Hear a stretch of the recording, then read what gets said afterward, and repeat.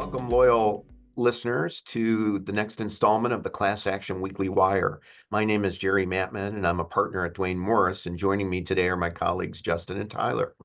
Thank you, Jerry. Happy to be part of the podcast. Thanks, Jerry. I'm glad to be here.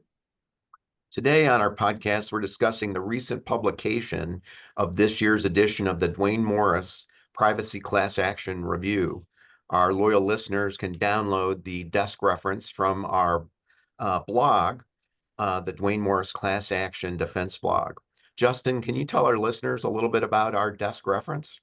Yes, and thank you. Last year saw a continued explosion in privacy class action litigation.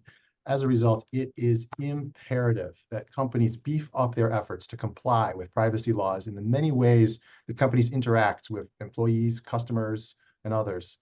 To that end, the class action team at Duane Morris is pleased to present the Privacy Class Action Review 2025.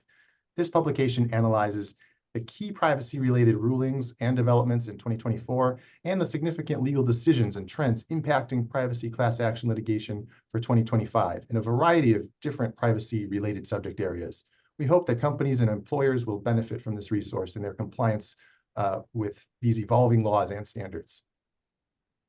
Well, just on this podcast, I know the assembled speakers have over 60 years of experience in dealing with these issues, but I'd have to say 2024 was a year of incredible change and flux.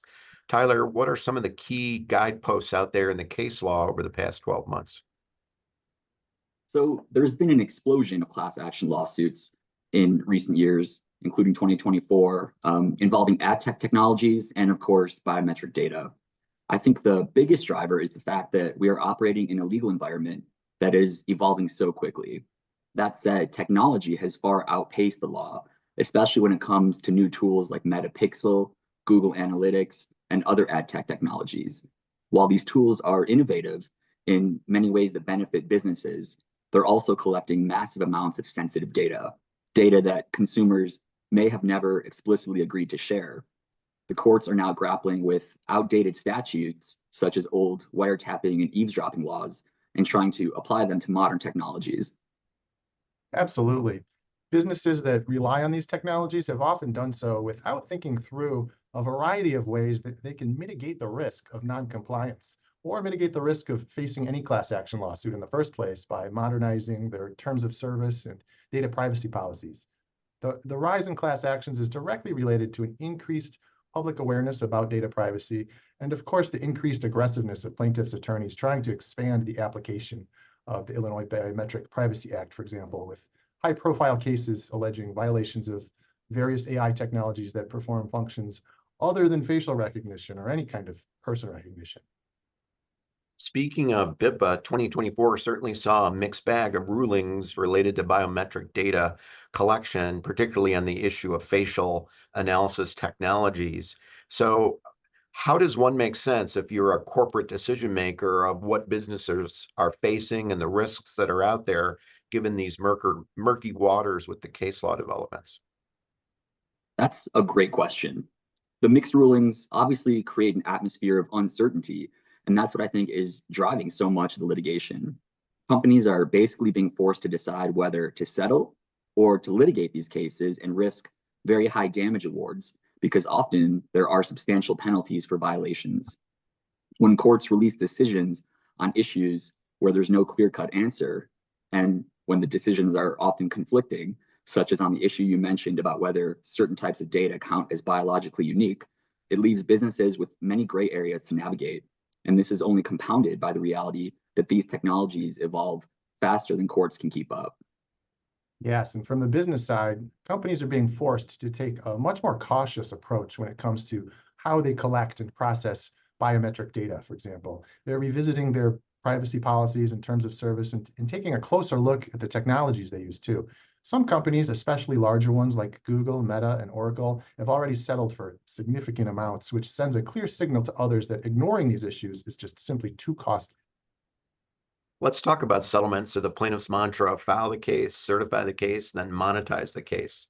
Certainly in the last 12 months, we saw some eye-popping settlements, particularly the $1.4 billion deal between Meta and the state of Texas.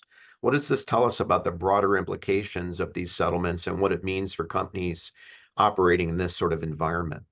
Yeah, the size of these settlements is indicative of the stakes involved for sure. As you mentioned, the Meta settlement alone was huge, and it's reflective of the kind of high dollar cases we are now seeing across the board. Privacy class action litigation has outpaced other areas of law in terms of growth. And as companies continue to allegedly violate privacy laws, there's real financial risk involved. Statutory damages in some of these privacy laws can reach up to $5,000 per violation, which to a plaintiff means per website visit of millions of visitors.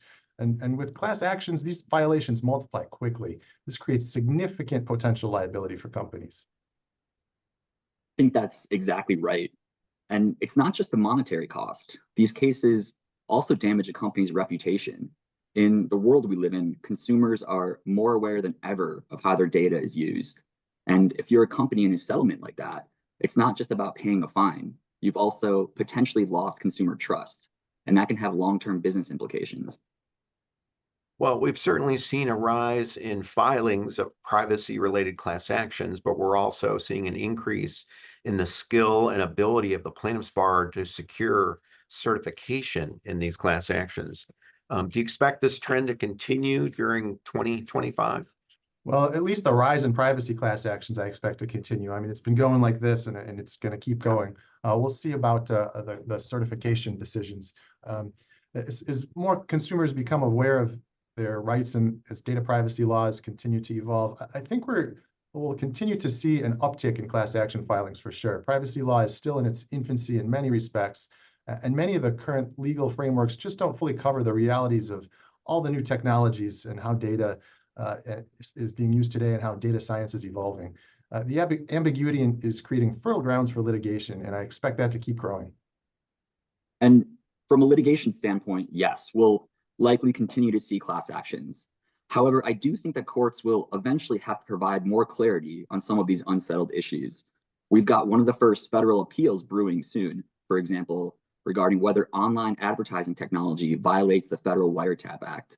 As things currently stand, though, the litigation landscape in this area and many other areas of privacy law remain in flux, and there's still a lot of uncertainty about certain privacy laws and how they will be applied. Well, I guess the bottom line is we've reached a pivot point, certainly a pivotal moment in the intersection of technology and privacy law. Well, thank you, Justin and Tyler, for being here today, and thank you to our loyal listeners for participating in this week's Class Action Weekly Wire. Please stop by and visit our blog for a free copy that you can download of the Privacy Class Action Review ebook. Thank you for having me, Jerry, and thank you, listeners. Thank you so much, everybody.